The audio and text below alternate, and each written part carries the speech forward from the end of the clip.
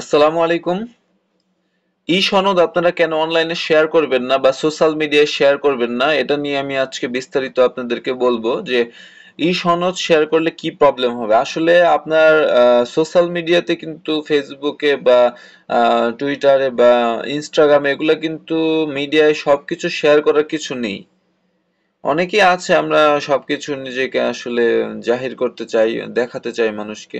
এটা করা যেতে পারে কিন্তু কিছু কিছু পার্সোনাল বিষয় থাকে যেগুলো শেয়ার করতেছেন আপনি ভালোর জন্য বা আপনি পজিটিভ মাইন্ড দিয়ে শেয়ার করছেন কিন্তু অনেকে কিন্তু আপনার সম্পর্কে আপনাকে নিয়ে অনেক শত্রুতা থাকতে পারে বা হিংসা থাকতে পারে, তারা কিন্তু আপনার একটা বড় ধরনের ক্ষতি করতে পারে। এখন তারা কি ধরনের ক্ষতি করতে পারে এটাই আজকে আমি শেয়ার করব। এক নাম্বার তারা যে ক্ষতি করতে পারে সেটা হচ্ছে আপনার যদি আপনার এই সনদের তথ্য দিয়ে কেউ যদি আবেদন করে, আপনার যে সনদের তথ্য সেই তথ্যগুলো দিয়ে যদি কেউ আবেদন করে তাহলে কিন্তু আপনি আর আবেদন করতে পারবেন না, কারণ এখানে যে রেজিস্ট্রেশন নাম্বার আছে সেটা দিয়ে একবারে আবেদন করা যায়, একজনই করতে পারবে বাংলাদেশে।